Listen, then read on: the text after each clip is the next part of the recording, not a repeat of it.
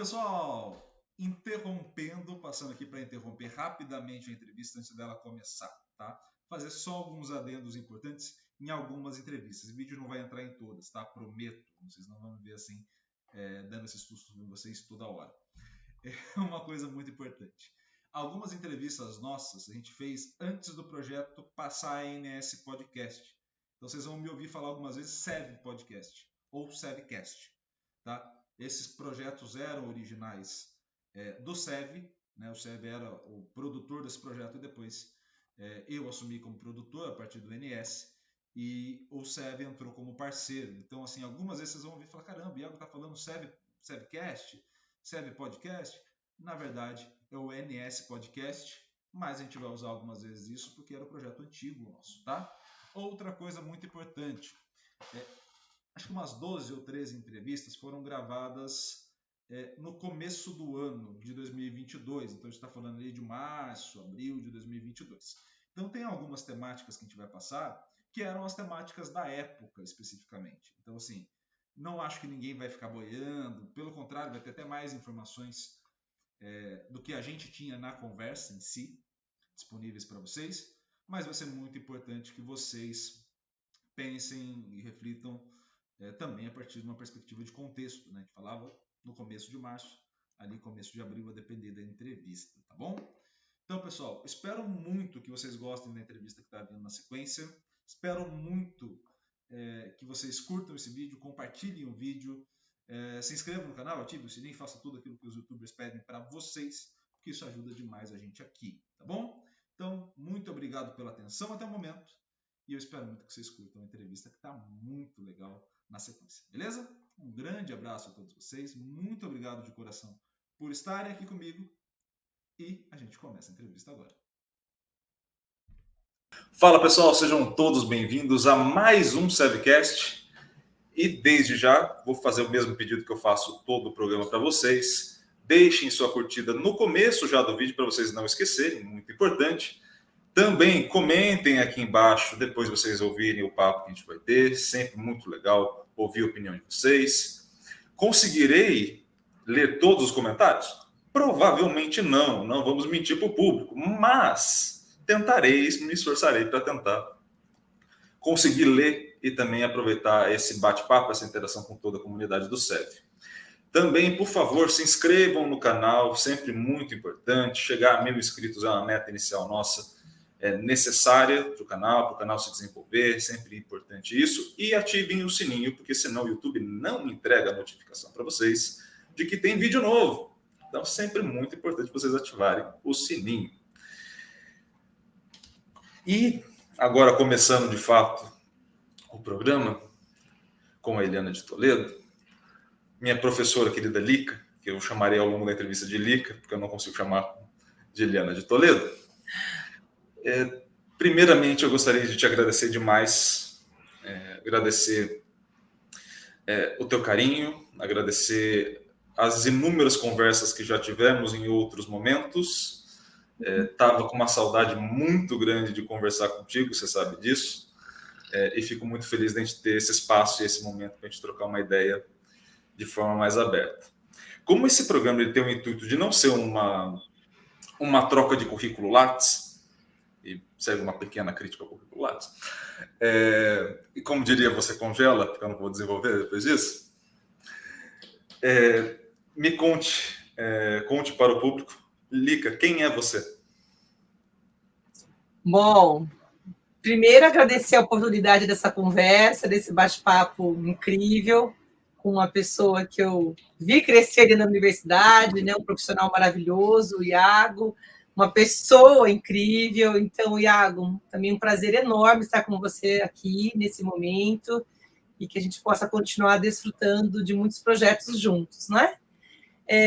Agradecer também a oportunidade concedida pelo Laércio, né, o grande mentor e gestor do SEV, um profissional que eu admiro muito, que eu tenho um enorme carisma e também que eu tenho uma trajetória, né, com ele aí de quase 30 anos e a gente segue juntos aí defendendo o SEV como uma incrível iniciativa e plataforma virtual para que a gente possa compartilhar e debater, reunir conhecimentos, não é?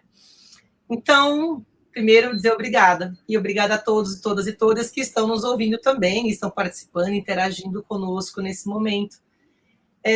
Bom, falar da Eliana de Toledo e da Lica, né? Para mim é difícil, no sentido de que é tanta coisa para a gente dizer da vida, né? Mas eu acho, primeiro, dizer que eu sou uma mulher, pesquisadora, professora, cientista, com muito orgulho e muita felicidade. Sou a esposa do Jorge Shibashi, sou a mãe da Rafaela Kemi e do Matheus Yudi, né? Sou uma pessoa que ama a área da ginástica, que tem uma trajetória de vida relacionada à ginástica, né? Desde ter sido uma ex-ginasta de ginástica rítmica, até ter passado pela universidade, pela FEF-Unicamp, né? Lugar no qual me formei, e ter atuado, né, na Ginástica para Todos com o Grupo Ginástico Unicamp, ter sido treinadora de ginástica rítmica também, ter atuado em escolas, ter atuado em academias. Então, meu diálogo com a ginástica sempre foi diverso, muito plural, e muito feliz, né? Eu tive uma penetração, inclusive, em ONGs, né, com trabalho com ginástica. Então, eu acho que eu pude vivenciar, experimentar e aprender a lidar com a ginástica em diferentes contextos sociais.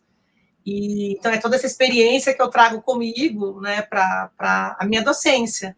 Então, sou professora universitária desde 99, então já há mais aí de 20 anos como docente universitária, e trabalhando em outras instituições, né, como a FMU, a FEFISA, a Metrocamp, a FIA, né, em Amparo, tem a FIA de Limeira, então eu tenho que falar que a FIA é de Amparo, né, para todo mundo saber que é de Amparo. E mais recentemente, desde 2012, na FCA Unicamp. Então, eu sou docente dessa casa, que eu tanto gosto. Este ano, comemorando 10 anos de docência na FCA, né, Unicamp, então atuo na graduação do curso de Ciências do Esporte e atuo na pós-graduação da FEF Unicamp também, né, que também sempre será a minha casa. Então, acho que é isso de maneira geral, Iago, assim, bem sucintamente. Excelente. Lica, eu acho que um dos pontos que eu sempre admirei muito em você, especificamente, é que nas suas atividades sempre demonstrou uma paixão muito grande, principalmente naquelas que envolviam a ginástica. Mas em todas elas tinha um grau de paixão muito grande, uma dedicação muito grande. E eu sempre tento buscar um pouco disso no começo da vida, de fato. Porque eu acho que muito dessa paixão ela é criada lá naquele começo. Qual foi o teu primeiro contato com o esporte? Você lembra que sensação que você tinha? Se era na infância, se era mais na adolescência? Como que foi esse primeiro contato que você teve com o esporte? Não só no meio acadêmico, mas na vida como um todo. Bom, falar da infância é uma delícia, né? Eu tive uma infância muito feliz e repleta de atividade física, né? Sempre gostei de esporte, de atividades, enfim. Então, eu era aquela menininha bem fora da curva, né? Que antes era meio loirinha de olho azul. Todo mundo achava que era aquele anjinho, mas eu era um trator, né? Uma espoleta. Eu era a campeã de bicicross da rua, né? Então, é disso que eu tô falando, né? Então, eu brincava de carrinho, brincava de várias coisas, enfim, e vivia na rua, e queimada, e bets, e rolemã, tudo que você imagina, né? Então, acho que a minha experiência corporal, especialmente na rua, né, foi muito grande e muito próspera, né? Então, acho que o contato com esses jogos, brincadeiras, com atividade física de maneira mais ampliada, ela sempre foi algo que eu desejava e que, né, também quero agradecer meus pais, né, sempre incentivaram isso, me deram também oportunidades. Então, acho que isso já é algo que fazia parte da minha infância, né? E ao longo da fase escolar, principalmente, eu tive contato com muitos esportes nas atividades extracurriculares, né? Então, por exemplo, meu primeiro esporte vivenciado não foi a ginástica, né? Eu vivenciei a natação, o judô, né? Então, eu gostava muito. E também, obviamente, as atividades esportivas, né? Do famoso Quarteto Fantástico, né? Que a escola também propiciava, as equipes de voleibol, de basquete. Então, eu gostava bastante de handebol, era o que eu mais gostava, na verdade, e mais me dava bem também. o atletismo, né? Competi algumas atividades bem locais, assim, municipais, né? De atletismo, porque é isso, eu, né, tinha uma certa desenvoltura corporal ali, então eu gostava de esporte, então onde, né? E o pessoal me chamava, né? Então é isso também, né? Então a escola, chama a Eliana pelo time, chama. Então eu estava sempre ali. Então acho que a minha experiência com os esportes ela foi muito, muito feliz e eu lembro com muito carinho e muito, como eu vou te dizer isso, que é algo que eu defendo, né, até hoje na universidade, nos clubes que eu trabalhei, né? A gente tem um trabalho maravilhoso, inclusive na Ípica, e também tivemos no Clube Alphaville de Campinas também, na Ípica de Campinas. Um trabalho na primeira infância, né, de experiências corporais, que a gente chamava de ludomotricidade, ou de pré-esportes, a gente teve, né, vários nomes aí ao longo do processo, mas por que, Iago? Se eu te disser assim, então quando eu praticava o judô, eu tive aquela emoção, né, Mas o que eu acho que foi muito rico era que cada esporte me trazia uma experiência diferente. Então, eu gostava de experimentar coisas novas, né? Na fase adulta, inclusive, eu fiz isso, né? Eu desci cachoeira, fiz canyoning, imagina, é isso. Eu queria experiências novas, sempre quis, né? Sempre, até hoje eu faço isso, inclusive. Então, eu acho que foi esse sabor da experiência com o esporte sempre me propiciou me manter no esporte e experimentar esportes novos também, práticas novas. Né? Então, e é isso, cada uma trazia, né, um desafio para mim. Então, o atletismo é um esporte individual, e aí eu era muito boa na corrida e no salto, né, corrida de velocidade, então 100 metros, no máximo 200, e salto em altura, né, então eu sempre fui melhor nessas duas modalidades do atletismo. Então, mas elas eram desafiadoras, né, aí eu fui fazer balé, também fiz balé, e aí era outra experiência, né, aí também fiz, e aí eu tentei reproduzir isso para minha filha também, né? Minha filha já fez atletismo, yoga, futsal, natação, balé. Né? Hoje ela está no voleibol, que é o que ela mais gosta, é o vôlei. Então, é isso, a ginástica, lógico, né? Mas eu acho que é isso, Iago. Eu acho que a minha experiência sempre foi muito, muito rica, repleta de sensações diferentes, e aquilo que é comum a todo esporte, eu acho também, né? Que é a competição, por exemplo, muitos deles, né? A competição, o estar junto, o viajar junto, né? Então, acho que é isso. O estar junto é algo muito forte para mim, né? Nas equipes que eu ia, independente se o esporte era coletivo ou individual. Então, eu acho que coisas comuns que os esportes podem nos trazer, de desafios emocionais, desafios motores, né? De performance esportiva. Então, acho que tem uma série de questões que são comuns e que eu sempre gostei, e algumas que eram diversas, que eram típicas de cada prática, né, que também me encantavam. Então, acho que é isso. A minha pergunta vai muito nessa linha, porque eu tenho a leve sensação, e tendo tido algumas conversas aqui, de que a base da pessoa na infância influencia demais a prática dela depois na vida profissional, direta ou indiretamente. Então, assim, quando você me conta tudo isso, eu já te conhecendo um pouco mais, né, por conta da graduação que a gente passou junto pessoalmente, aquele momento ali, me é surpreendente porque eu não sabia das histórias, né? A gente nunca havia conversado sobre isso, mas não me é surpreendente no sentido de fazer sentido, de fato, uma história com a outra. Você olha a conexão da tua prática com a tua vivência e faz total sentido, né? Isso vai casando uma coisa com a outra. E eu acho que isso tudo é muito importante de entender, porque quem está chegando agora nesse meio acadêmico, ou quem está chegando agora para a educação física de fato, por vezes ainda está perdido, né? Ainda está buscando se entender na prática de fato. E saber que uma hora encaixa, uma hora faz sentido, e é uma questão de tempo necessário, acho importante as pessoas ouvirem isso também. E você falou sobre a questão de ter sido uma ginasta, né? Como que isso entrou na tua vida, né? E dentro desses esportes, o porquê da escolha da ginasta? Por que ser uma ginasta? Vamos lá. Bom, de novo, o que a gente sempre defende, né? O esporte é um direito da criança na escola. Então, meu contato com a ginástica foi na escola, né? No Colégio do CAP de Campinas, né? A professora Iris, lembro até muito bem dela, uma querida e muito competente. Então, ela sempre primou por nos ofertar uma diversidade de experiências corporais e com os esportes muito grande, mesmo não dominando tanto aquelas modalidades, que também a gente sempre ensina nos nossos cursos, né?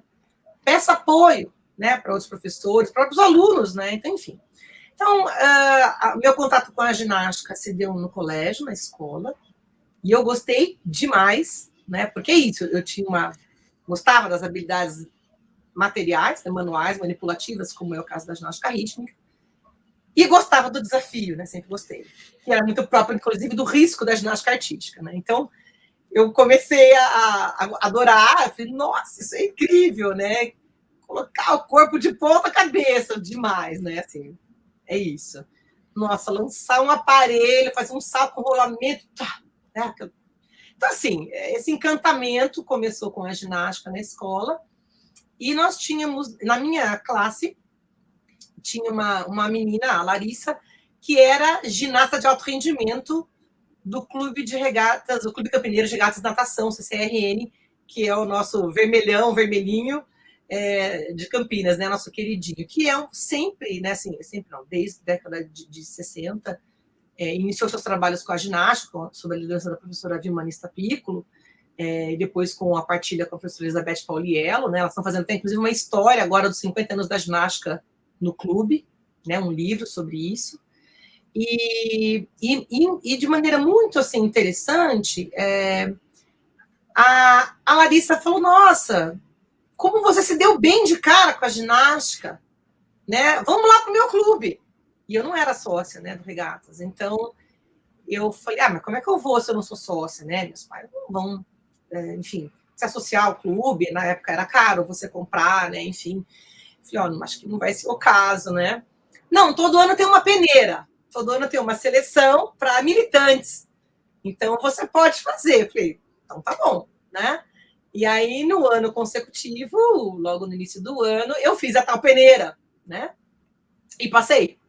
E aí eu virei uma militante, uma ginasta militante da ginástica rítmica, né? E a ginástica rítmica me encantou mais que a artística na época, porque a rítmica ela tem esse diálogo com a arte mais afinada, uma discussão teórica, que conceitual, né? Eu brinco com meus colegas da GA que a ginástica artística deveria ser a rítmica, né? O nome, né? Deveria ser trocado. Porque a ginástica rítmica tem um apelo artístico, né? Muito maior, inclusive no seu código, do que a GA. Né? Então, eu acho que isso também me agradou muito, essa questão da arte com o esporte. Isso me encantou muito, né? E se apresentar e competir. Então, não tinha só competição, também tinha algumas apresentações para eventos do clube, para festivais de ginástica e dança, a gente se apresentava, né? Então, eu acho que isso que mais me encantou na GR, e aí eu segui, né, com ela por quase 10 anos, né? Desde a década de 80, e aí fiquei no clube, né? E aí, quando eu entrei no ensino médio, né, no colegial, aí eu parei de treinar, né, para focar no vestibular, nos estudos, porque também estudava, né, de manhã e à tarde. E eu nunca também fui uma ginasta expoente, né, Iago? Então também tive muito essa clareza, que eu tinha uma desenvoltura muito boa, mas não era o talento daquele, né? Não. Então, nunca fui uma ginasta de muito sucesso, assim, né? Competia, no máximo, campeonatos nacionais, mas mais regionais, estaduais, né? Então, eu tenho... E aí, o que eu digo para os nossos alunos, né, sempre, não é porque a gente não foi um sucesso esportivo que essa paixão em promover o esporte não reside em nós, né? Porque essa experiência foi tão singular e tão feliz e tão significativa para a vida, não só para, né, a desenvoltura corporal, que você quer mantê-la, né? E aí, quando eu passo Aí eu fiquei focada na ginástica de academia, né, no colegial. E quando eu passo na FEF Unicamp, eu logo no primeiro ano adentro ao GGU, ao Grupo Ginástico Unicamp, que foi criado em 89. Então, em 91 eu entro na FEF e já faço parte do GGU, que era uma proposta demonstrativa de ginástica, que combinava dança, GA, GR, né, e outras práticas corporais. E, por coincidência, nesse grupo do GGU estava a minha ex-treinadora de ginástica rítmica do Regatas, Adriana Correcher Pita. Nossa, minha ídola, né? Eu falei, gente, vou fazer ginástica com a minha treinadora, fantástico, né? Então, e outras colegas de treinamento que inclusive tiveram muito sucesso no Regatas, também estavam nessa equipe, né? Nesse grupo do GGU, desculpa, que eram da equipe e estavam no GGU. Então, isso me encantou mais ainda, foi como retomar essa história do Regatas, retomar minha relação com a ginástica num caráter demonstrativo, plástico, artístico, né?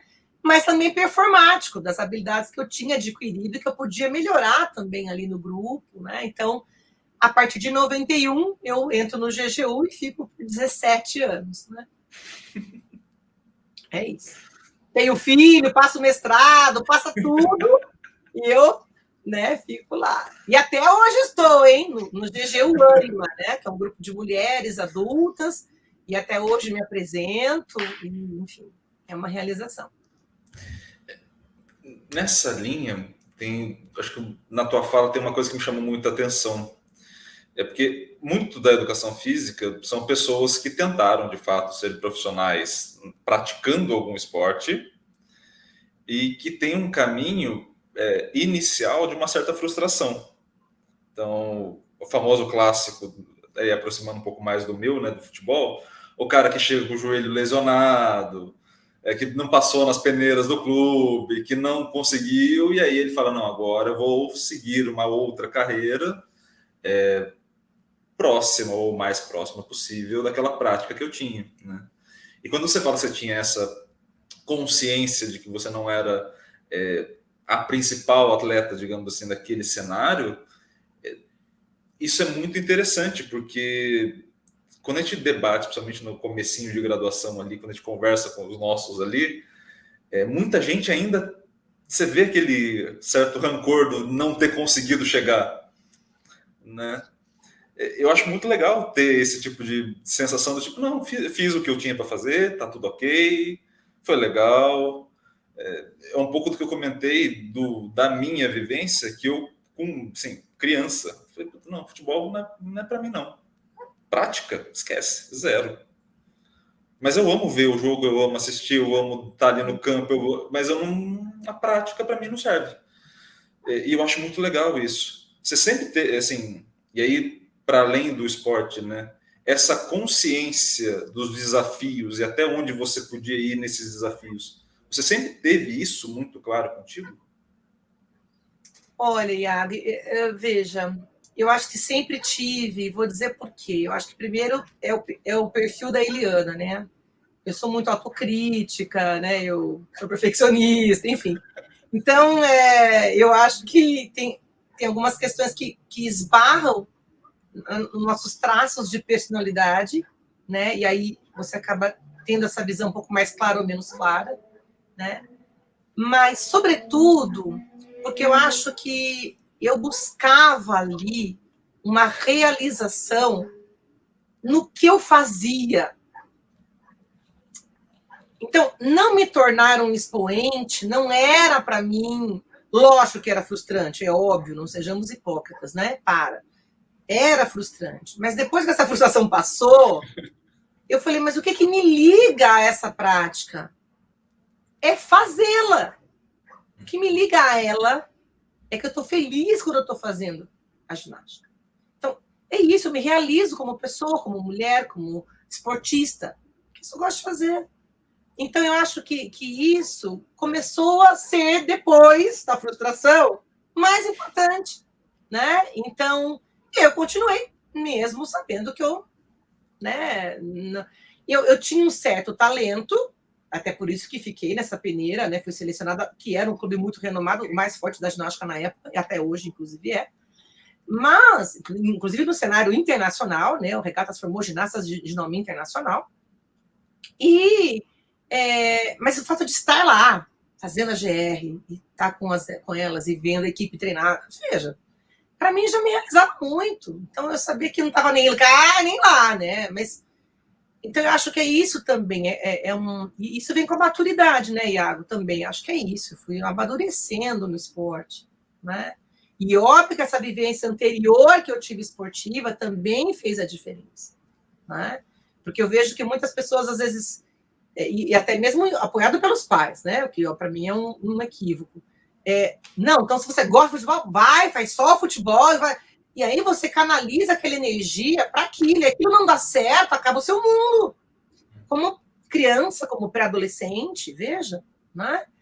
E aí, por quê? Porque você canalizou toda uma energia e todo um projeto de vida e de esporte somente. Aí pronto, né? Aí desaba mais mesmo, né? E sim, muitos, como acabei de falar, estou há 20 anos ensinando na graduação.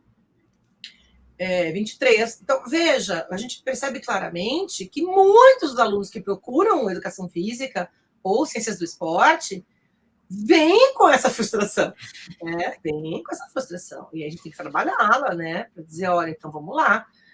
De duas, uma. Ou você volta a treinar e vai para o Master, que é uma coisa que ninguém pensa, né? Não, vai para o Master, vai treinar, vai fazer competição Master, vai fazer triatlon, vai isso, né? Competições de adultos, né? Enfim, de pessoas mais velhas. Ou procura outro esporte, experimenta. Isso é muito comum na graduação, né? As pessoas que entram focadas num esporte e ao experimentar outros esportes da universidade se encantam por outros, porque nem tiveram sequer o contato, né? Eu lembro, eu vou dar aqui um exemplo, quero fazer até a propaganda, né, do meu querido amigo Andrei Parmesan, que veio de uma outra área, teve contato com a ginástica no primeiro ano da faculdade, lá na FEF Unicamp, né? Ele era meu contemporâneo. Ele entrou no GGU, no Grupo Ginástico Unicamp, se encantou mais ainda, resumindo, começou a treinar na hora do almoço, à tarde, de manhã. Em 3 anos, ele estava na seletiva do Circo de Soleil. E passou. Tá bom? Então, assim, para dizer o quê? O que faltou para essa pessoa? Oportunidade de experiências com o esporte, de outros esportes, de outras práticas, né? Então, isso é muito bom também, quando o aluno consegue se desapegar na graduação um pouco dessa trajetória, dessa frustração, e focar naquilo que ele pode fazer bem como treinador, preparador físico, como gestor esportivo, naquela modalidade, ou se permitir também se encantar por outra modalidade, né? Então, acho que é por aí, Iago. Porque em algumas conversas que a gente tem tido aqui, né, no Sevcast, tem aparecido muito uma questão relacionada a o aluno ter uma certa disposição a, de fato, ele fazer a graduação, não ele passar pela graduação, que é uma outra coisa, né? Ele não ficar só replicando as disciplinas ou só fazendo as disciplinas, mas ele vivenciar, de fato, todo aquele cenário, né? Então, assim, nesse ponto que a gente está de conversa, acho que tem uma questão muito importante, que é essa predisposição a encarar os desafios que vão ter ali presentes. E as formas de solução que você vai achar no meio do caminho, assim, ninguém sabe qual é. Honestamente falando, com 17, 20 anos que você chega ali na graduação, você não tem a menor ideia do que você vai fazer.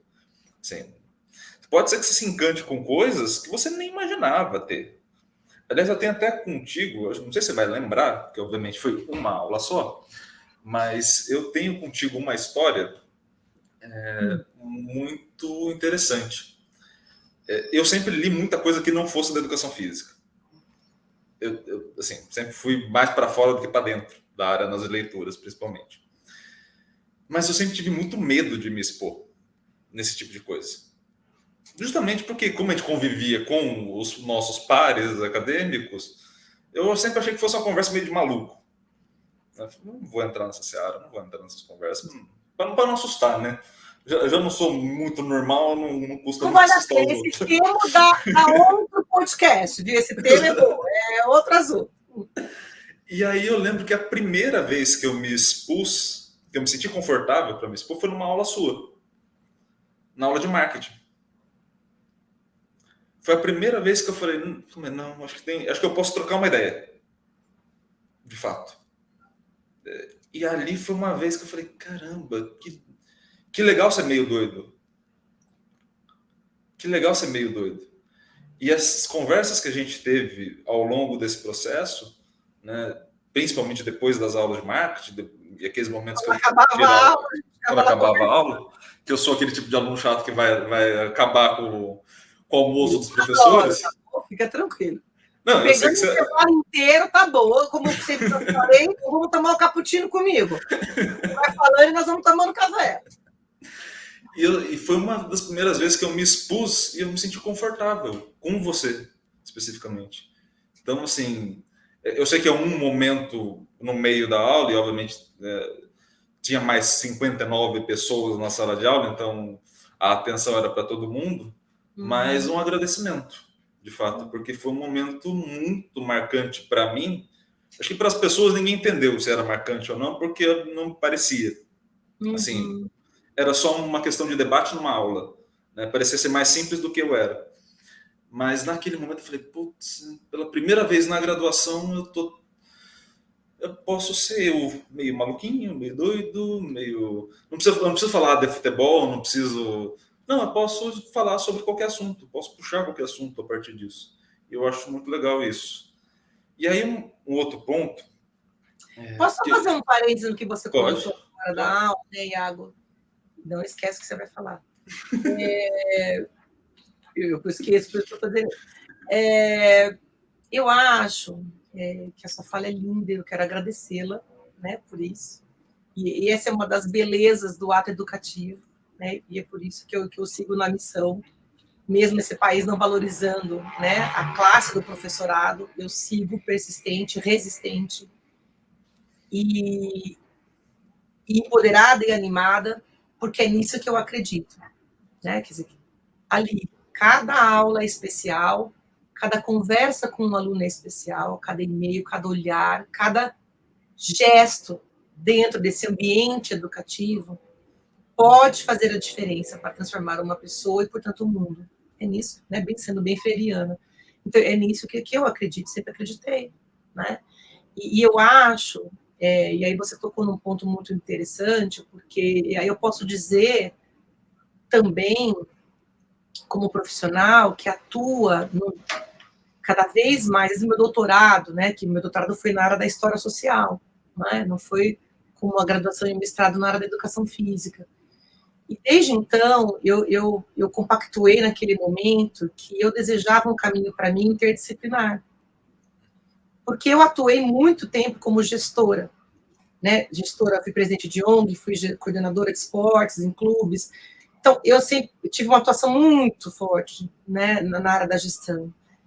E envolvia, por exemplo, muito marketing. Aí eu fui me debruçar sobre isso. Eu fiz o primeiro curso de gestão esportiva, especialização de gestão esportiva do Brasil, né? Que foi em São Paulo. A gente pegava uma van, né, de um grupo de interessados e ia, né, toda semana para São Paulo.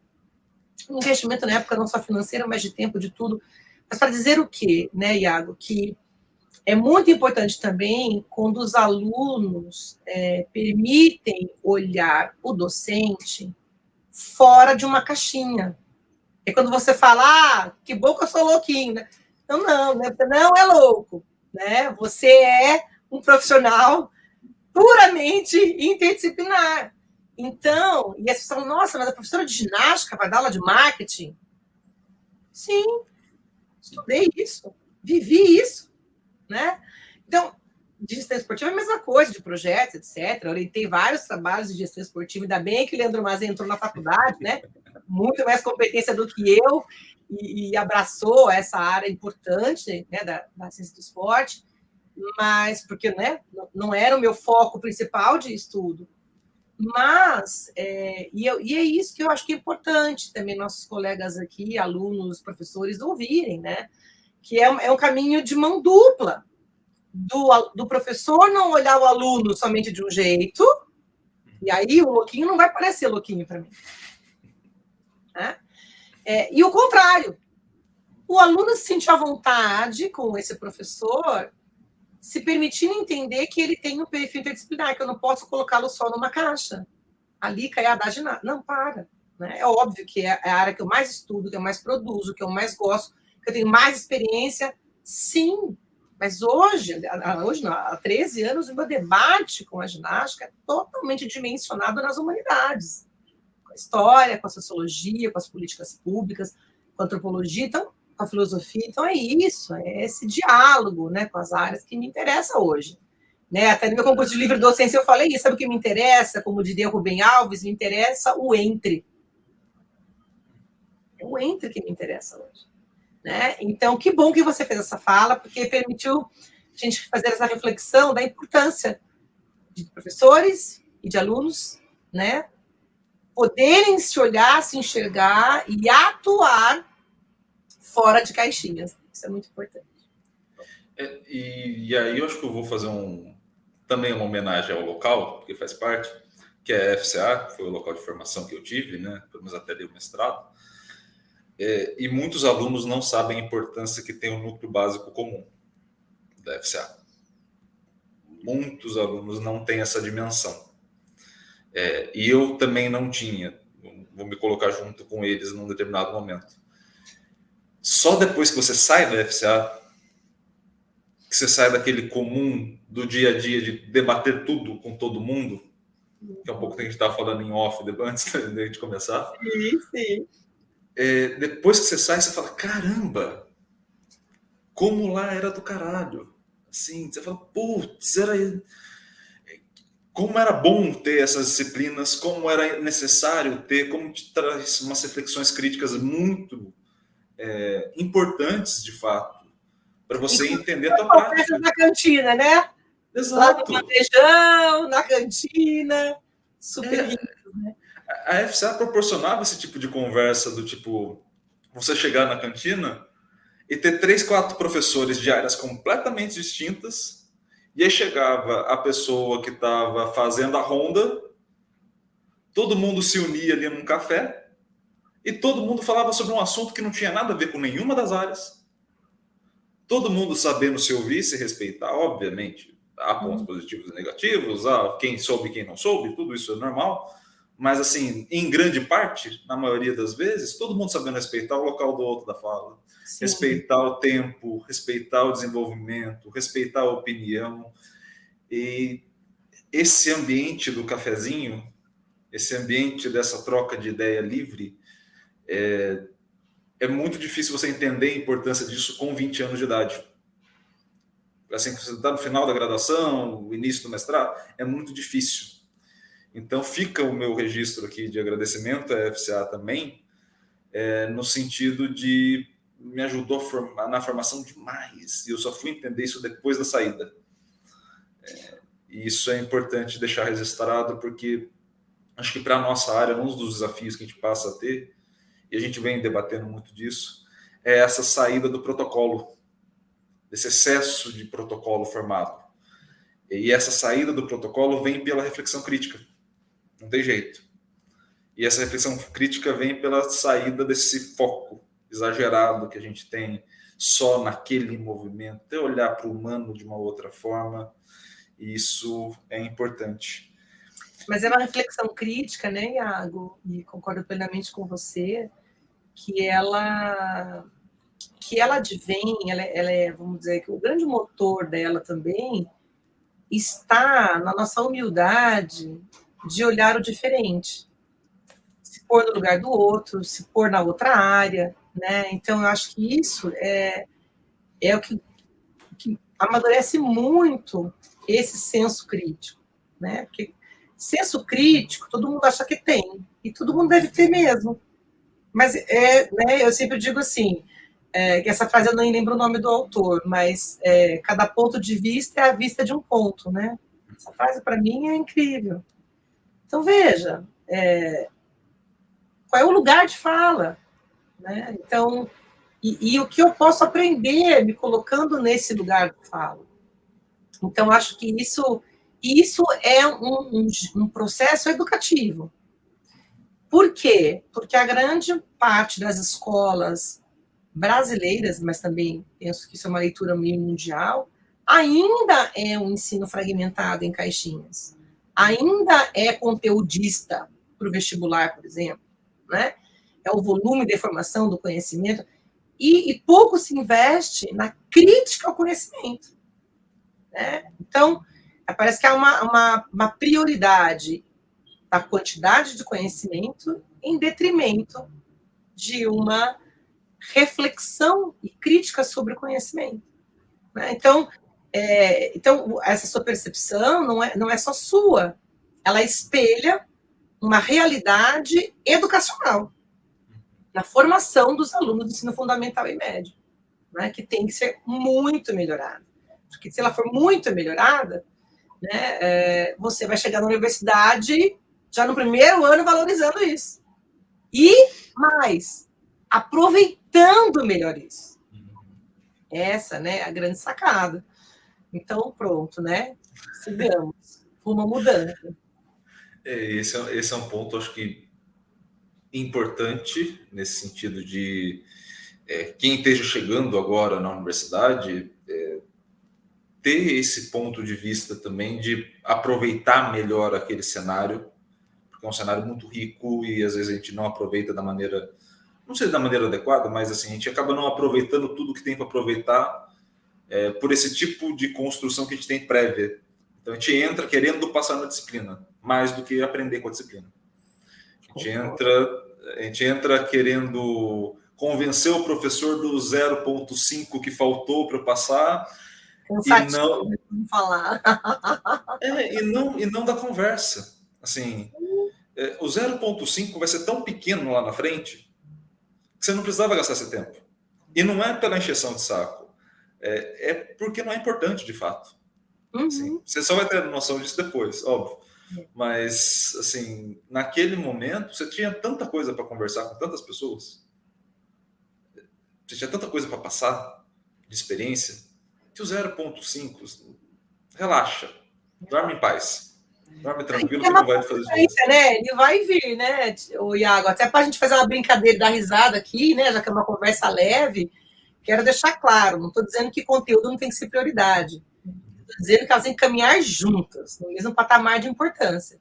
Porque quem foi meu aluno como você sabe o quanto eu fico fora da casinha se escreve na prova bambolê e não arco, né? É isso.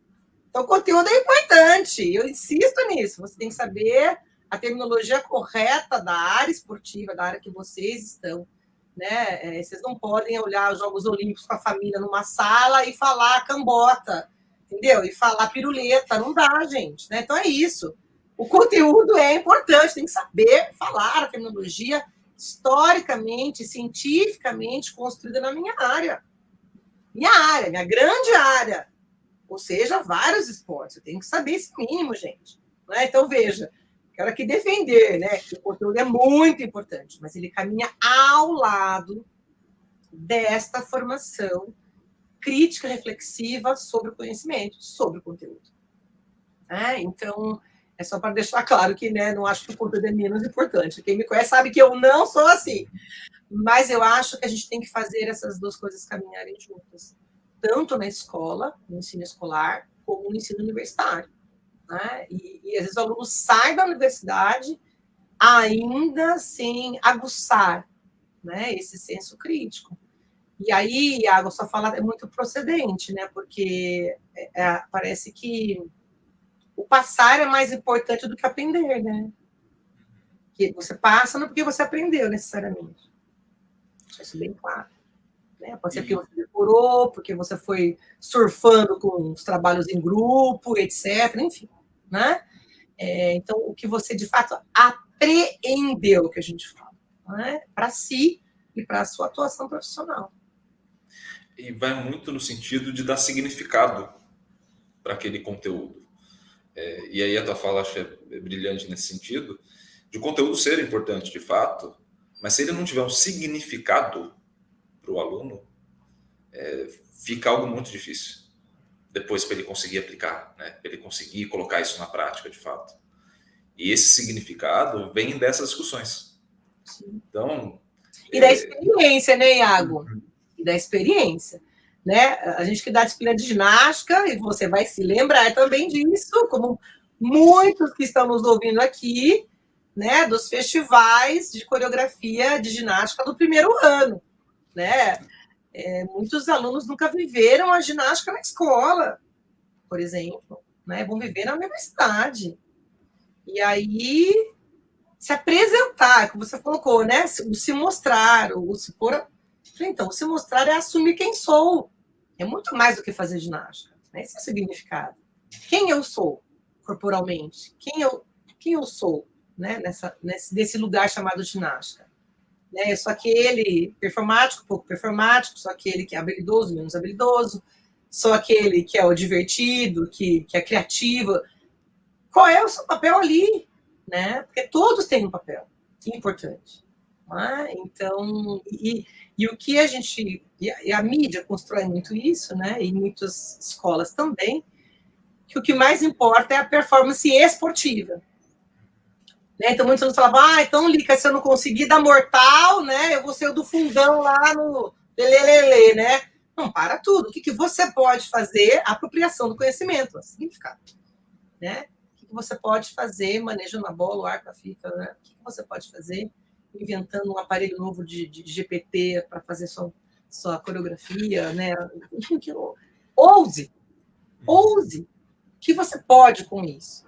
Né? Então, a gente empodera o aluno para que ele seja capaz disso, né? Porque todo mundo e tudo é possível de ser interpretado e ressignificado, inclusive. Né? Então, acho que esse é um aprendizado importante, né, Iago? Mas cada um vai aprender no ritmo, né? De acordo com as suas vivências, com as suas leituras de mundo, de acordo com o empoderamento maior ou menor dos próprios professores. Né? Então, vai depender de uma série de fatores. Né? Então, isso não é uma culpa do aluno. Né? Essa palavra é horrível, mas ela é muito popular. Né? Não é uma culpa do aluno, é de todo um contexto histórico, educacional, de toda uma vivência familiar, de toda uma experiência universitária, melhor ou pior sucedida. Né? Enfim, é uma série de aspectos. E entra um pouco também nesse cenário de que autoconhecimento virou um termo batido, né? Tá muito utilizado fora do contexto, né? Que de fato ele tem, infelizmente. Mas entra numa questão de autoconhecimento também, de você se desprender de algumas amarras que você tem, de você fazer uma reflexão a partir da prática, do que ela reflete em você, de fato, né? Então, muitas das vezes que a gente conversou, os questionamentos pelo menos os meus questionamentos à época, com 20 e poucos anos de idade, eram questões minhas, que não tinham nada a ver com o esporte ou com a aula em si, mas eram questões que tinham... que a forma de expressão estava ali. Sim. Então, eu tinha que me entender dentro daquele contexto para poder chegar a um determinado conteúdo ou poder dar esse significado de fato. E isso, acho que para essa próxima geração que vem, essa reflexão vai ser muito necessária, porque a gente entra num mundo onde a cobrança pela performance é um exagero, seja do aluno, seja, e aí eu vou fazer a crítica, e faz parte da vida, seja pelo sistema Qualiscapes, seja pelo excesso da publicação, seja por um aluno que entra numa graduação e já está pensando em virar professor 10 anos depois e ele quer sair publicando sem parar, e ele já quer fazer coisas, e ele não está se entendendo, não está tirando tempo para se entender. Quer pular o mestrado e doutorado, aquela coisa. Exatamente. Então, assim, mais calma. Assim, o ritmo, às vezes, você desacelera para poder acelerar depois. É uma outra questão. Então, assim, eu acho muito importante. Lica, a gente está gravando hoje de manhã, só para o público entender. Seu horário está quase fechando, né? Tá tranquilo? Mas tá tranquilo, já avisei que eu posso. Não, sem problema. Só para não te atrasar também, então a gente vai acertando. Uma questão importante que voltando um pouquinho lá na tua história, lá quando a gente parou lá no grupo de estudos, uma questão importante. Você chega na universidade mulher, com as dificuldades de uma época que não é atual, obviamente, e encara todo aquele mundo de peito aberto do jeito que você sempre fez. Quais dificuldades você passou e o que você daria de conselho para quem está passando essas dificuldades ou coisas próximas nesse sentido no atual momento? É uma pergunta desafiadora também. Veja, eu acho que... Bom, tinha que pensar muito, viu? Assim, muito porque as sutilezas, por vezes, têm uma certa grandeza e a gente, às vezes, não sempre compreende isso de pronto, né? Quando eu entrei na FCA, né, então vou falar mais da FCA, né, na Unicamp agora em 2012, que é mais recente do que as outras universidades que eu estava anteriormente, né, porque a universidade pública paulista, especialmente, ela é muito distinta das faculdades privadas, né? Eu sou filha da Unicamp, né? Então entrar na Unicamp como docente era algo até que eu desejava, sonhava. Então nunca apareceu para mim, aí quando entrar vai ser, não. Estava muito ambientada onde eu estava, né? Então, uma série de procedimentos, de burocracias, de lógicas, políticas, inclusive, e eu estava acostumada, porque segui a carreira acadêmica, né? Fiz um mestrado na universidade, fiz doutorado em outra universidade, né? Depois fiz o pós-doutorado, mas, enfim, a gente vai entendendo essas lógicas e aprendendo a lidar com elas. E como eu era uma aluna também de graduação muito ativa, eu sempre me envolvi muito com as ações da universidade. Então, por exemplo, eu era do centro acadêmico, né, como aluna, eu participava de projetos, coordenava alguns projetos com professores, então participei de projetos desde esportes para criança, de ginástica, de tênis, de campo. Então, ajudava a organizar eventos. Então, assim, eu acho que essa experiência que hoje os alunos, às vezes, não fazem na universidade, eles perdem demais. Demais, assim, sabe? Isso amadurece tanto. E também quero fazer uma crítica àqueles alunos que querem, né, a ferro e fogo, só vou ajudar se eu ganhar, né? Então, se você faz essa frase, você já está perdendo. Né? Você já está perdendo. Porque a experiência é algo que ninguém te tira. Né? E é algo que vai servir para você para o resto da vida, para outras coisas, para concurso público, para atuação, para gestão, para uma série de outras questões, né? Porque a experiência não é só técnica, de aprender mais sobre aquele esporte, por exemplo. A experiência sempre é dessa dimensão que envolve o que é estar ali, né? Como um voluntário, por exemplo, num projeto, como um graduando. Enfim, então, eu acho que alguns desafios que muitas pessoas passam, eu não passei. Porque eu vivi em plenitude. Eu era aquela que, na hora do almoço, fazia todas as atividades que tinham na FEF, de extensão, e congresso e evento, coisas não IA, DCE. Eu fazia de tudo. Eu mergulhei na universidade, sabe? E ainda bem que eu pude. Eu trabalhava à noite, mas eu não trabalhava também todos os dias. Depois do terceiro ano que eu fui trabalhar também. Então, veja, também estou falando de uma realidade que não é também de uma maioria, que nem pode estar na universidade pública como aluno e que também tem um contraturno de trabalho muito pesado e que, portanto, também não consegue desfrutar de tudo isso. Tá? Então, quero deixar aqui claro que esse lugar também é privilegiado, eu tenho clareza disso também.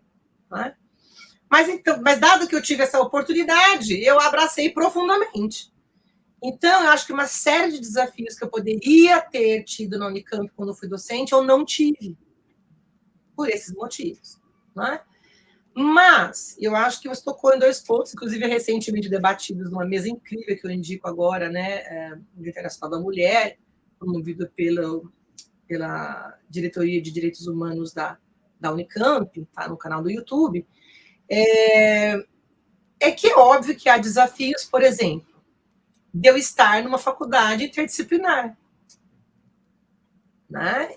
E um campus novo da Unicamp, e fora de Barão Geraldo, que era o meu universo, né? Então, Limeira. Então, veja, então isso sim me trouxe muitos desafios, né? Foi porque ali não tinha história nenhuma da Eliana de Toledo ou da Lica. né? Para não dizer que eu tinha história com quem já estava lá. Luciano Mercadante, Alcides Scaglia, Milton Medzuca. Essa turminha já, né, eram meus parceiros de décadas. Então, eu estava muito feliz de estar lá com eles, né? E isso também me confortava. Mas, então, acho que os desafios, Iago, de entender a lógica de um novo lugar, de uma nova proposta curricular, de uma nova proposta educacional universitária, que é a da FCA, né? Em consonância com algumas, inclusive, internacionais, né? Mais interdisciplinar, com esses eixos comuns, etc. Então, assim, eu acho que o grande desafio foi compreender essa lógica e trabalhar nessa lógica. Eu trabalhei numa lógica em 6 faculdades que eu lecionei antes de entrar no Unicamp, é totalmente diferente. Né? Então, foi muito novo. Mas aí vai meu perfil também, como eu gosto da ousadia, né, do desafio, foi um prato cheio. Mas o que não quer dizer que foi difícil. Que foi fácil, quer dizer. Não foi fácil, foi difícil. E aí, qual é a sugestão, né? A dica? A humildade. Né? Humildade de aprender com o outro, de estar com o outro na cantina, no bandejão, nos eventos, né, nas atividades da universidade. Então, eu lembro que no segundo ano meu, eu fui uma presidente da comissão de calouros, da calorada. Mas eu acabei de entrar, gente, né?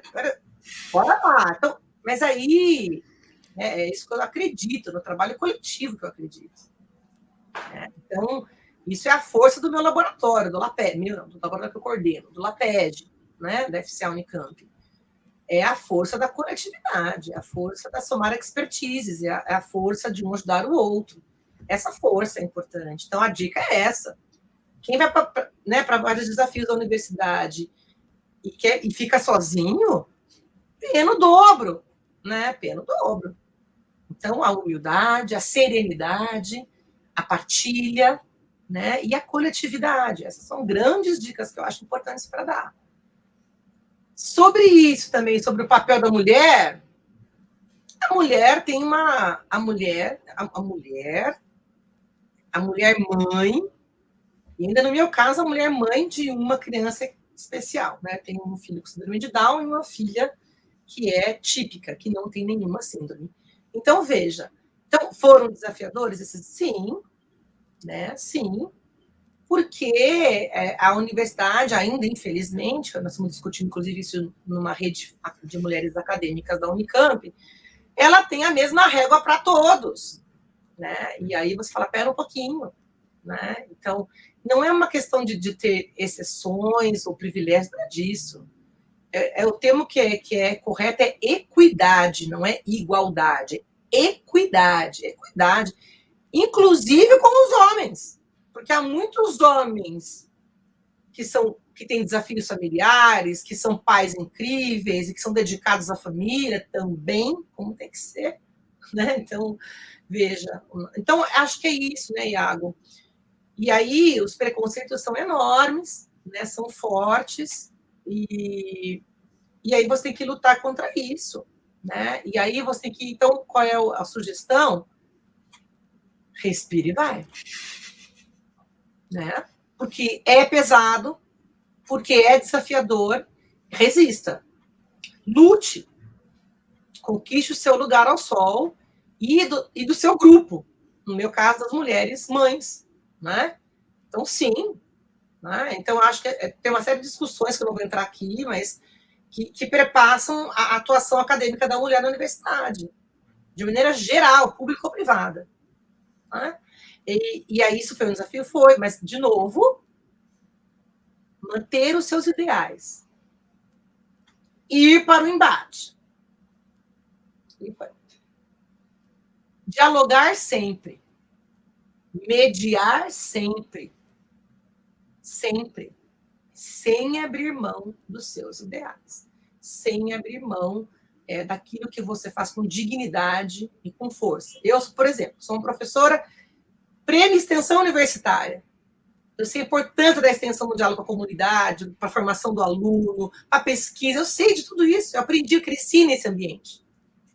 Certo? Eu sei a importância disso. Mas a universidade não valoriza isso. Então, né, crítica acaba, essa crítica também às universidades públicas, que não valorizam como deveriam a extensão, nem no nosso plano de carreira, né? E muito menos na atuação profissional. Então, se você faz muita extensão, há um olhar preconceituoso sobre você. Mas congela. Então, assim, para dizer que eu não vou abrir mão disso, porque isso, para mim, é um preceito educacional para o campo do ensino e da pesquisa e do diálogo com a sociedade, importantíssimos, que, ao meu ver, é uma missão e obrigação da universidade pública, é uma devolutiva ao cidadão, que mantém essa universidade de pé com os seus impostos. Então, eu não vou abrir mão disso. E aí, enquanto o seu colega está fazendo um artigo, você está fazendo extensão. É isso aí. E aí, na hora de pontuar, na hora de concorrer a alguma coisa, como é que isso fica? E se você é mulher, então, nós herdamos aquele olhar maternal pedagógico, né? Ou seja, inclusive que a gente fala muito, né, até aquele livro maravilhoso, tia não, né? Isso. Professora.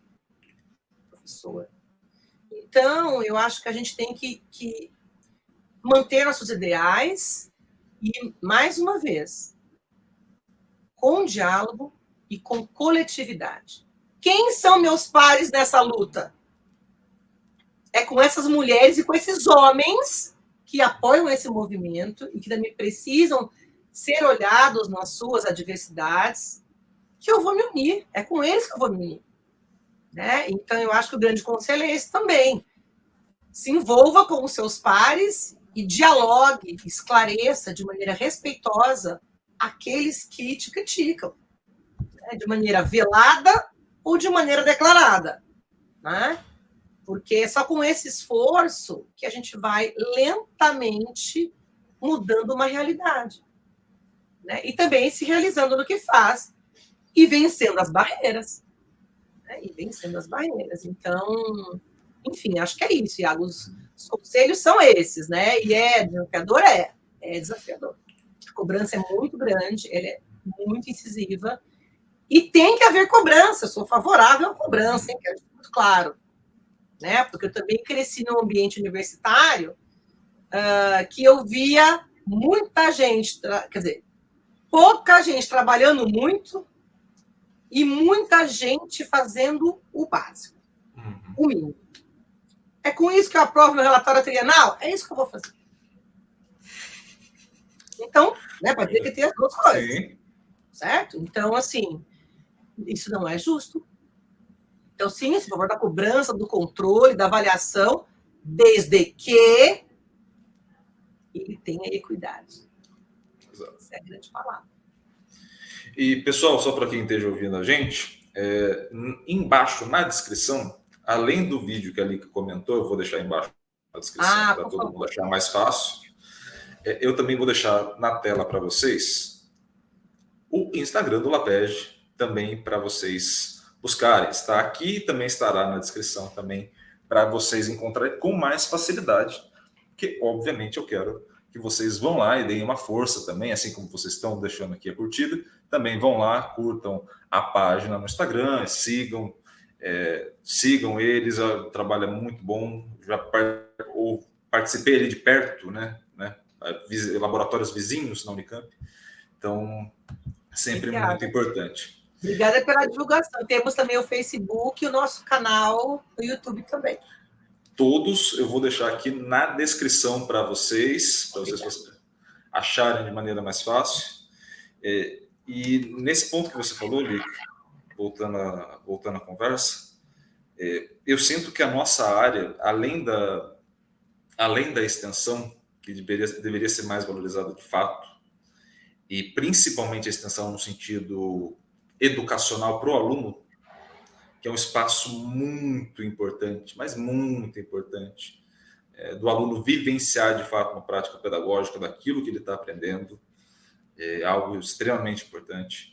Eu sinto muita dificuldade desse entendimento da avaliação que se faz ao professor em diferentes áreas. E a gente acaba dando muito foco em algumas áreas que são produtivas por natureza. E está falando um cara aqui, só para ninguém pegar no meu pé, estamos na internet, está falando um cara de uma área privilegiada. Eu trabalho com análise de jogo em futebol. Então, se eu quiser produzir muitos artigos, em tese eu consigo com facilidade. Por quê? Porque nesse momento eu posso simplesmente baixar um vídeo da internet, não preciso passar pelo comitê de ética em boa parte dos meus trabalhos, consigo produzir um protocolo com uma certa rapidez, coletar, tratar os dados, produzir um artigo e publicar, ou pelo menos submeter. Enquanto outras áreas, por exemplo, o caso da sociologia, áreas que no esporte estão perdendo espaço justamente por essa lógica que a gente está implantando, né, de produtividade, o trabalho em si, ele demanda mais tempo. Não tem como otimizar nesse sentido. É um trabalho muito mais extenso. E aí a gente acaba sufocando as áreas de humanas, principalmente, né, das derivadas humanas ali, em detrimento de uma lógica de produtividade que nem sentido faz. E aí você exige do professor ou da professora um número de artigos muito altos para avaliação. Você exige da professora ou do professor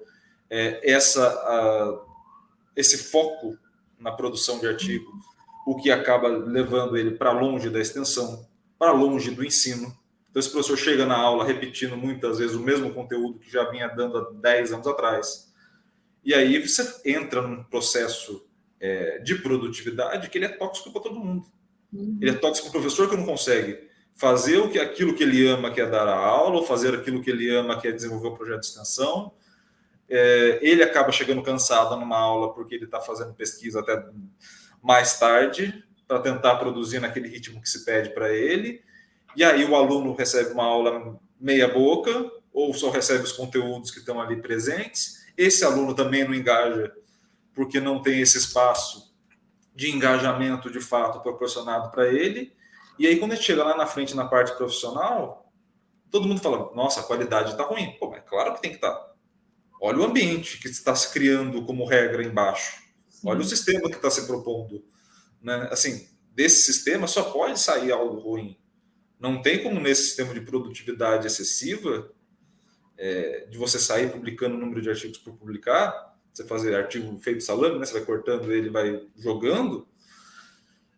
Não tem como sair algo bom. Se não tiver essa crítica, se não tiver essa reflexão, se não tiver essa proximidade com a prática de fato, de proximidade com essa importância para a sociedade, de retorno para ela, não tem de fato como ter algo bom. É inviável você tentar atingir um determinado resultado por uma via que não vai chegar lá. Então, assim, é complicado isso. E queria te ouvir, caminhando para algumas perguntas mais finais ali, e eu já deixo já o convite, que agora que a gente está conversando mais diretamente pelo WhatsApp, te encherei demais, porque eu quero conversar com você mais vezes, você sabe disso. Então, assim, se prepare. Eu só vou parar no dia que você deixar eu sem fotinho, se você me bloquear no WhatsApp. Então, até esse momento chegar... Então, até esse momento chegar, eu te mandarei mensagem. E eu queria te ouvir, que eu acho muito importante, no atual cenário que a gente se encontra, qual você acha que são os principais desafios da nossa área? Assim, o que a gente vai ter que encarar para, de fato, melhorar? Olha, eu acho que tem alguns desafios, né, Iago? Um deles, por exemplo, se refere ao que você acabou de comentar, né? A educação física, ela está perdendo, há muito tempo ela já perdeu, mas ela está agora em vias de sufocamento, de um certo, não digo equilíbrio, que quer dizer que é igual, paridade, né? Onde você oscila, mas entre as áreas biodinâmicas e as áreas exatas e a área das humanidades, né? Então, eu acho que esse é um grande desafio para a nossa área hoje. Eu conheço professores que dão aula em todo o Brasil, né? E faculdades particulares e privadas, e públicas, mas especialmente as públicas. O que está acontecendo? Os professores estão saindo dos cursos de educação física e indo para outros cursos. Então, indo para a educação, indo para a gestão, para administração. Eu domino gestão esportiva, vou para a gestão. Eu domino, né, história, vou para lá. Na pós-graduação, então, essa migração é escancarada. Entende? Então, veja, por que isso está acontecendo? Os projetos de pesquisa, por exemplo, submetidos à FAPESP, tá? E eu enfrento esse desafio, por ser interdisciplinar. Mas, enfim. E aí você vai submeter um projeto na educação física, na nossa área, o índice de negativas é muito grande. Porque você não tem essa produção top das galáxias. E veja, e quando você mostra o impacto, vamos dizer, qualitativo e quantitativo da sua produção, mesmo assim, isso não convence dentro dessa lógica. Né? Então, vou dar um exemplo bem banal. Eu tenho um dos livros que eu fiz, ele foi escolhido para um edital, alguns anos atrás, e foi distribuído em 4.000 escolas do estado de São Paulo. Então, veja, para formar professor de educação física na escola. Isso quanto que é para a CAPES e quanto que é para a FAPESP? Quase nada. Entendeu? Agora, se eu falo isso na educação, eu sou uma deusa.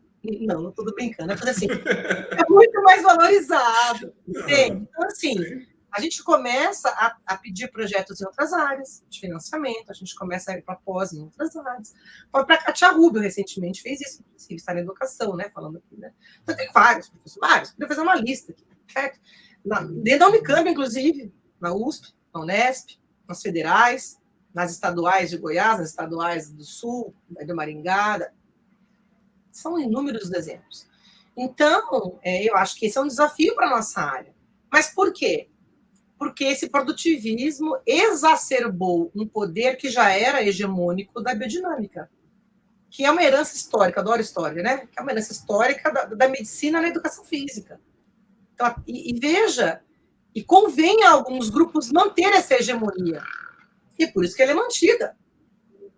Certo? Não interessa dividir forças. Porque aí eu divido financiamento, eu divido... Então, não interessa. Tá? Sendo muito crítica aqui, muito honesta. Então, esse é um desafio da nossa área hoje. Um outro desafio é dialogar mais com algumas áreas de intervenção. Isso está melhorando nos últimos 10 anos. Dialogar mais com os treinadores, por exemplo. Né? Dialogar mais com os professores de escola. Eu fiz muita pesquisa com escola, nos orientantes de pós também, com professores de escola. E eles falavam assim, a gente está cansado dos pesquisadores virem aqui, entrevistarem, filmarem, né? Depois faz uma tese, uma dissertação cheia de críticas ao nosso trabalho, sem conhecer a nossa realidade, sem conhecer o nosso contexto, né? O nosso salário, o nosso incentivo a fazer algo diferente, sem conhecer as forças, exemplo, que por vezes vem de uma diretoria que é que você impõe que você faça tal coisa e não faça tal esporte. Ah, não ensina ginástica, mas a diretora não deixa de ensinar ginástica. Mas isso não está na sua pesquisa, você só veio aqui e falou que não faz ginástica. Então, veja, então o nosso diálogo, né, nossa interface com os treinadores dos clubes, né, especialmente nos clubes, ou nas seleções nacionais, nosso diálogo com os gestores de federação, nosso diálogo com os professores da escola, nosso diálogo da nossa área tem que ser melhorado com a ponta, com a intervenção direta. Né? Então, acho que esse é um grande desafio que vem sendo lentamente cumprido, mas está muito lento ainda. Né? Enfim, uma outra questão que ainda a gente vive é o preconceito. Nossa área é uma área que tem, né, ainda... Isso está melhorando? Está, mas ainda lentamente. Né? A nossa área é uma área ainda do joga-bola, que acontece muito nas escolas, da enrolação nos clubes. Né? Eu trabalhei num clube, que eu não vou citar nome aqui, que a professora dava aula fumando, batendo cigarro na janela. Ginástica! Por que eu estou dizendo ginástica? Porque tem risco, né? Muita coisa tem risco na ginástica. Então, veja. Então, isso ainda é uma realidade. E aí, quando a sociedade vê isso, reforça o estereótipo de uma área toda junto com ela. Né? Quando pessoas falam besteiras, né? Ainda bem que a Sport TV, a Globo estão melhorando isso, a SPN, né? Enfim, colocando especialistas em modalidades falando. Que eu já ouvi o Galvão Bueno falando né, num comentário de narrativa de Jogos Olímpicos, que quando a ginasta joga, né, não joga, ela lança, ela joga esses bastões, não são massas. Então, veja, você acaba, entende? Então, a mídia tem que valorizar mais, né, aquele formado em educação física. Nós temos que nos valorizar mais, entende? Eu lembro, tinha um aluno meu brilhante, ele foi fazer, enfim, testes, abriu uma empresa de testes fisiológicos no esporte e chegou até o Corinthians, que é um grande time do nosso país. E aí ele fala para a professora, eu tenho que falar que eu sou fisiologista do esporte. Se eu falar que eu sou educador físico, isso não pode. Porque tem um preconceito, entendeu? É isso. Sim. Agora, se eu faço um apelo biomédico, eu sou fisiologista do esporte. Não estou dizendo que esse tema está errado. Estou dizendo que olha o preconceito que tem com a área. Dá mais moral, entendeu? Dá. Aí pronto, aí melhorou. Aí eu tenho mais respeito. Né? Então, é um desafio para a nossa área. Defender a nossa área com unhas e dentes. Né? E honrá-la. E fazer com que os outros a honrem também. Né? Aqui tem muito trabalho, muita ciência, muito estudo, muita dedicação, muita experiência. Né? Então, acho que são desafios, né, Iago? Eu comentei alguns, mas são desafios importantes para a gente vencer, né? De outras áreas, de diálogo com outras áreas, né? Nesse formato interdisciplinar do esporte, né? E eu vivo isso, né? Então, eu acho que tem muitos desafios a serem vencidos ainda na área acadêmica, na área da pesquisa, na área do diálogo com, né, quem está na ponta ali na intervenção com a educação física e o esporte. Então, acho que tem uma série de questões para a gente sanar ainda na nossa área. Eu acho que dentro desse ponto que você colocou, como é importante quem esteja vindo, e a minha preocupação, eu tenho uma preocupação de fala muito grande, não com os profissionais que já estão formados, porque esse eu já espero que ele tenha uma reflexão, ou pelo menos um carinho com a área, a ponto de se preocupar com essas questões. Espero. Torço muito para que isso aconteça. Mas quem esteja querendo ingressar na educação física, na ciência do esporte, no caso da FCA, por exemplo, essa parte de se preocupar com a profissão como um todo da profissão, ela é necessária. Ela é necessária porque entendam, quem esteja ouvindo a gente, de que o fato da valorização desse cara mais voltada à área médica, ela é importante. Sim. E ela trouxe uma contribuição imensa histórica para a educação física. Agora, só esse cara não representa a área como um todo. Esse é o detalhe. E o desenvolvimento da área como um todo passa pelo desenvolvimento de todas as áreas que estão ali presentes.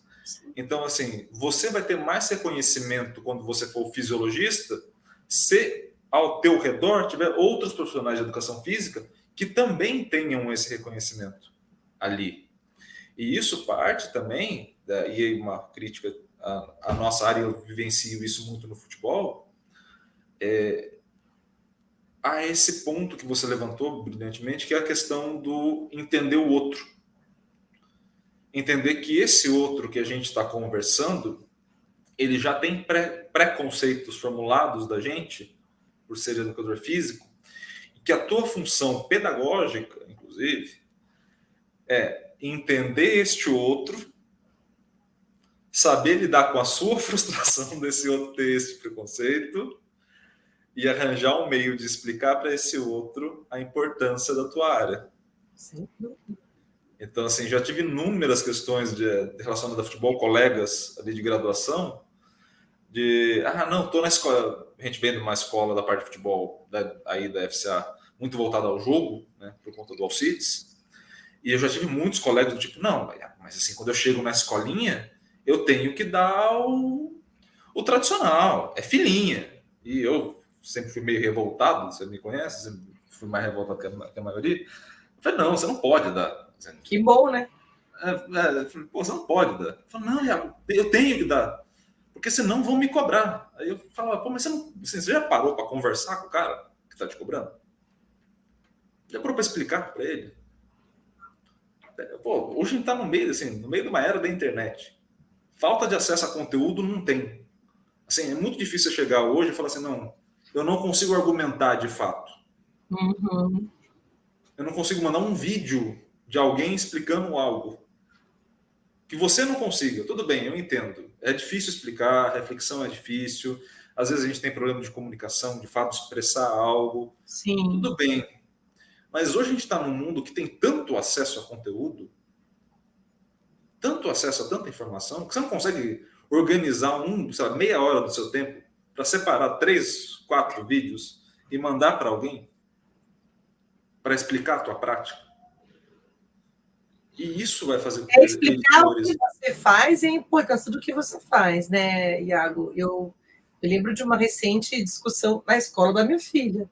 Agora está o novo modelo de ensino médio, né, com os itinerários. Minha filha entrou no primeiro ano do médio. E aí começa essa discussão de novo, né, na qual as artes, educação física, ou até algumas sub-áreas, como a filosofia, que tem na escola dela, vão cair por terra no segundo ano, né? E no terceiro. Aquela coisa do foco no vestibular, eu falei, então, mas...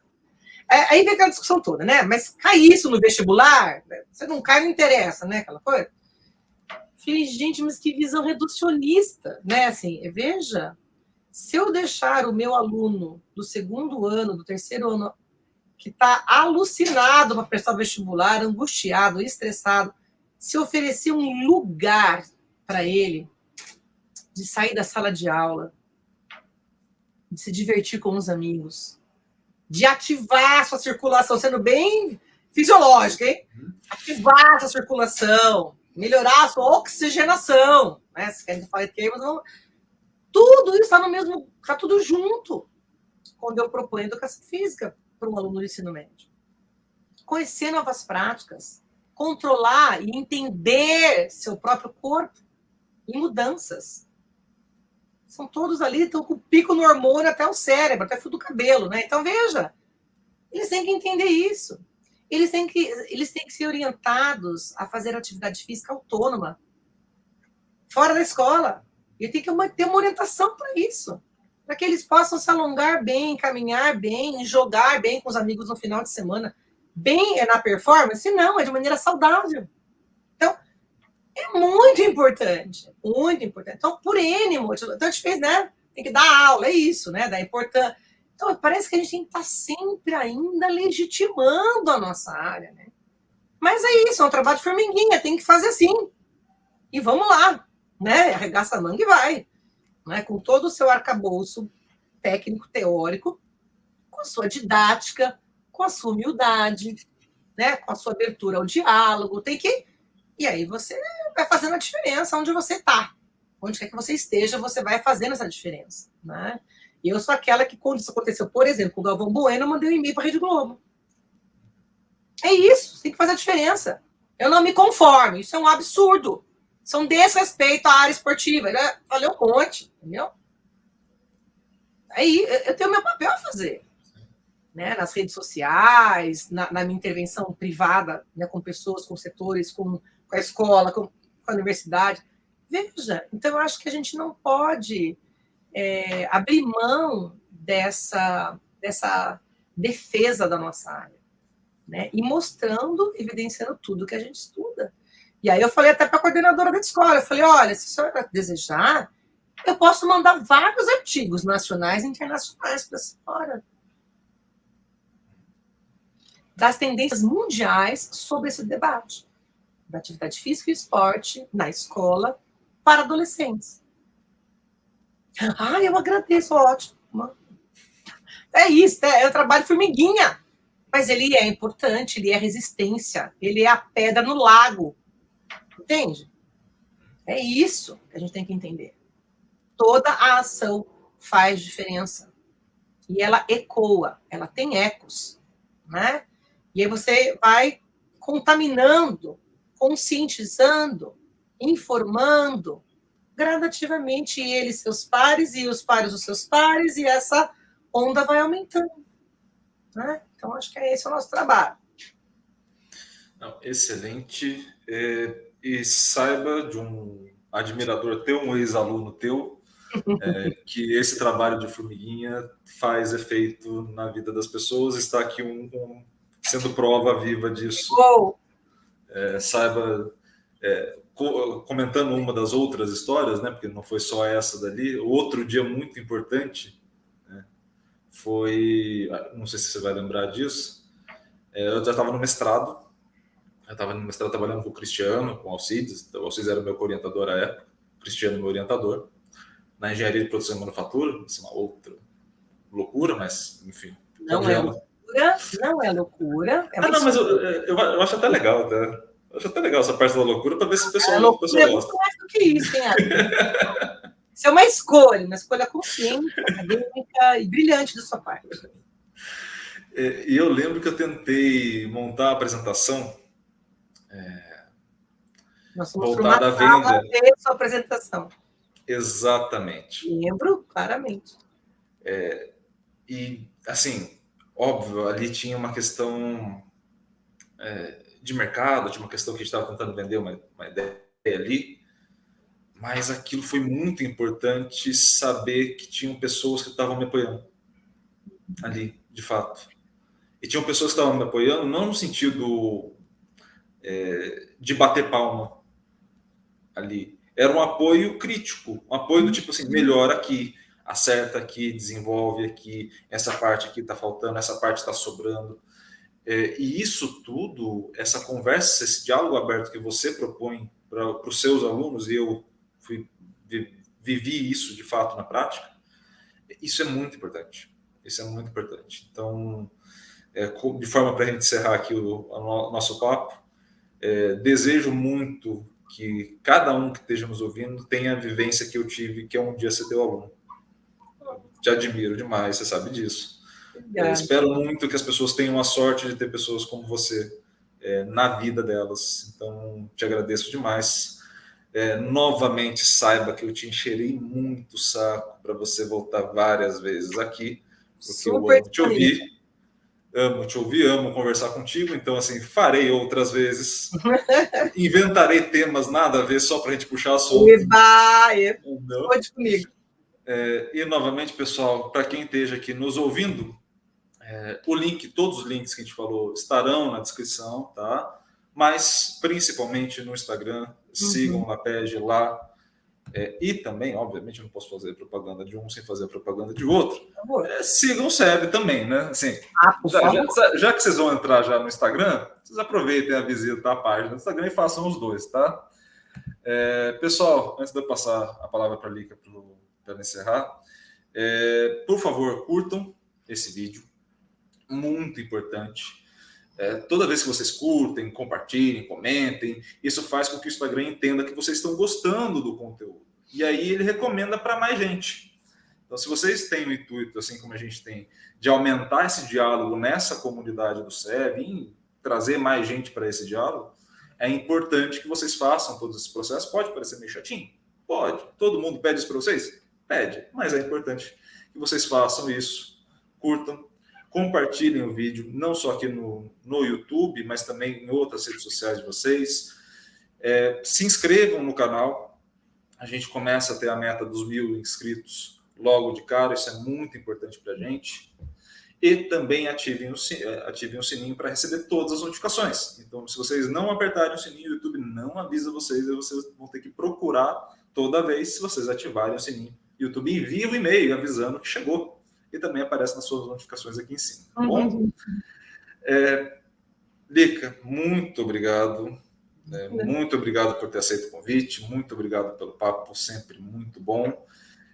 Se quiser deixar suas últimas palavras para o pessoal, te agradeço novamente. E obrigado por tudo.